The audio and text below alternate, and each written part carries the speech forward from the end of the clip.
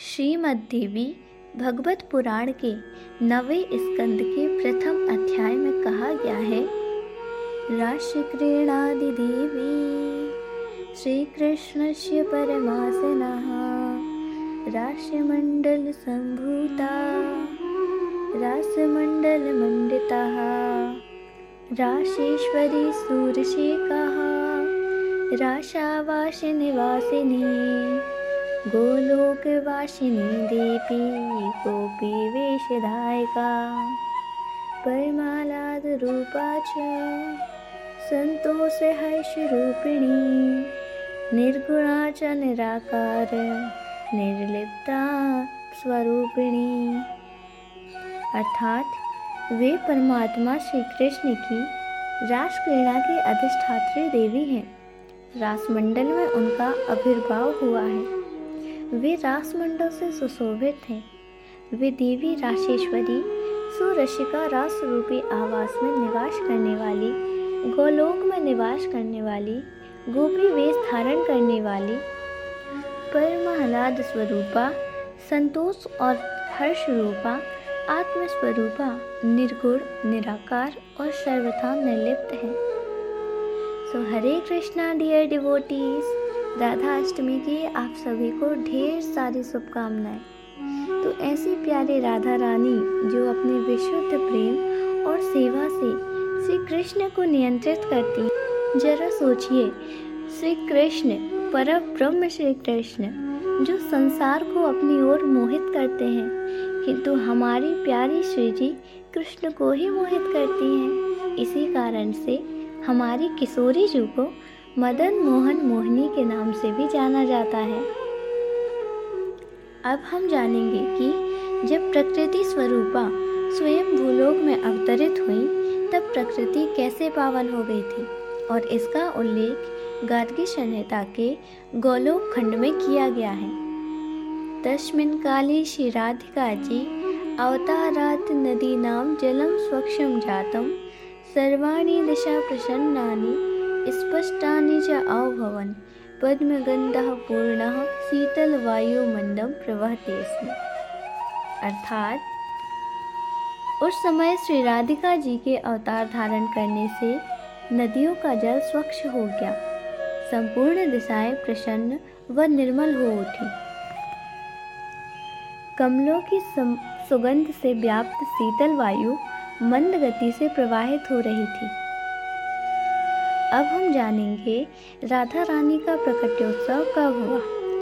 तो ऐसी निराकार आत्मस्वरूपा जो अद्वितीय दास्य भक्ति और संपदा प्रदान करने वाली है, ऐसी श्रीमती राधा रानी का अवतरण भाद्रपद महीने की शुक्ल पक्ष की अष्टमी तिथि के दिन मनाया जाता है, जो इस वर्ष 11 सितंबर 2024 दिन बुधवार को आ रहा है। इस समय ब्रह्म मुहूर्त का समय प्रातः 4:33 पर और सूर्योदय होगा 6:09 पर।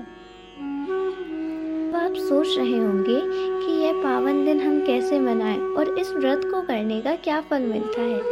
तो ऐसा ही प्रश्न एक बार सौनक ऋषि के मन में भी उठा था, जिसका उल्लेख हमें पद्म पुराण से मिलता है। एक बार सौनक मुनि ने यही प्रश्न महामुनि शोध गोस्वामी जी से पूछा।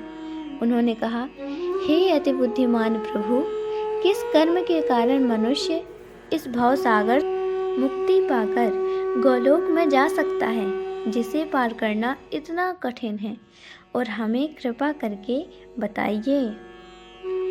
तब सूत गोस्वामी जी ने कहा, हे ऋषियों, नारद जी ने भी यही प्रश्न ब्रह्मा जी से कहा था, और उसके उत्तर में ब्रह्मा जी ने कहा था कि करोड़ों योनियों से अर्जित किया हुआ ब्रह्म हत्या जैसा पाप भी राधा अष्टमी का भक्ति पूर्वक पालन करे तो क्षण भर में नष्ट हो जाता है। एक बार राधा अष्टमी का व्रत करने से जो पुण्य फल मिलता है, वो मेरू के बराबर सोना दान करने वाले फल से भी 100 गुना अधिक होता है।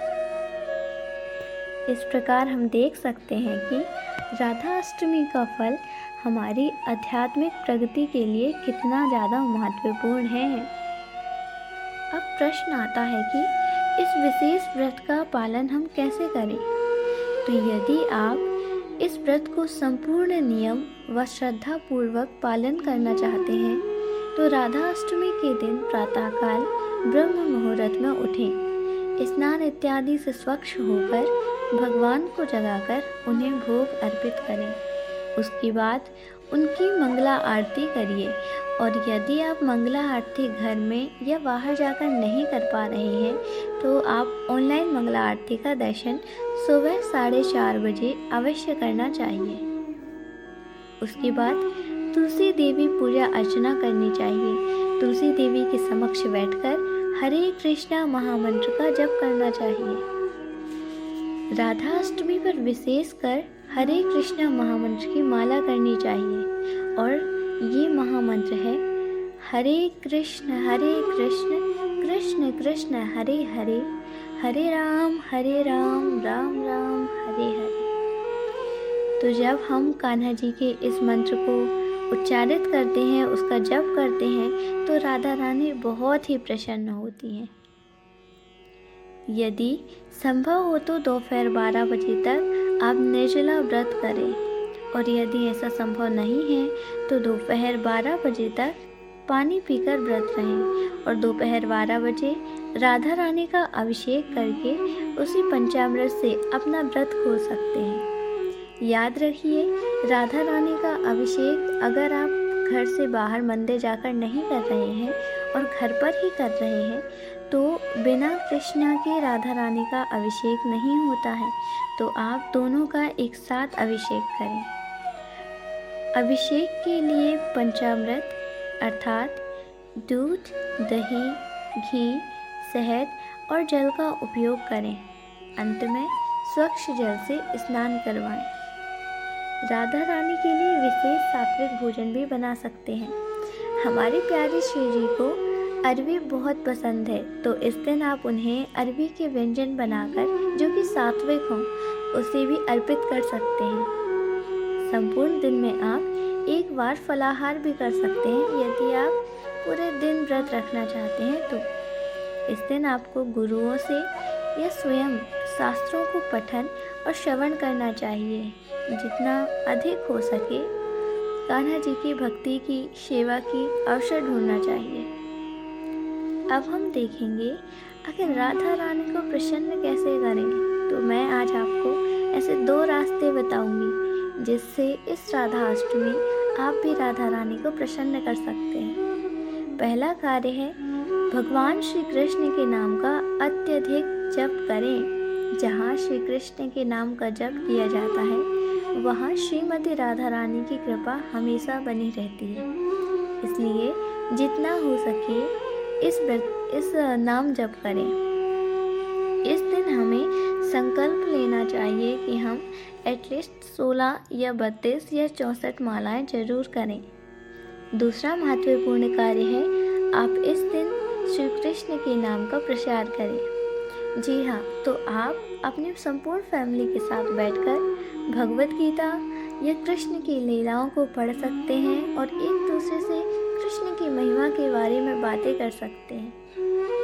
तो इस प्रकार हमने देखा शास्त्रों में भगवत पुराण में राधा रानी का वर्णन, राधा रानी के आविर्भाव का समय, साथ ही हमने जाना कि इस व्रत को करने से क्या फल और विधि क्या है और हम कैसे राधा रानी की कृपा पा सकते हैं। अगर आपको ये वीडियो पसंद आया है तो कान्हा जी के इस वीडियो को लाइक करें, सब्सक्राइब करें और जितना हो सके इस वीडियो को शेयर करें ताकि ज़्यादा से ज़्यादा लोग हमसे जुड़ सकें। और मैं जल्द ही कान्हा जी की लीलाएं भी लेकर आऊँगी। तो आई विश आप सब मुझे सब्सक्राइब कर लेंगे तो वह लीलाएं आप भी सुन पाएंगे। चलिए मिलते हैं नेक्स्ट वीडियो में, तब तक के लिए हरे कृष्णा, हरि बोल।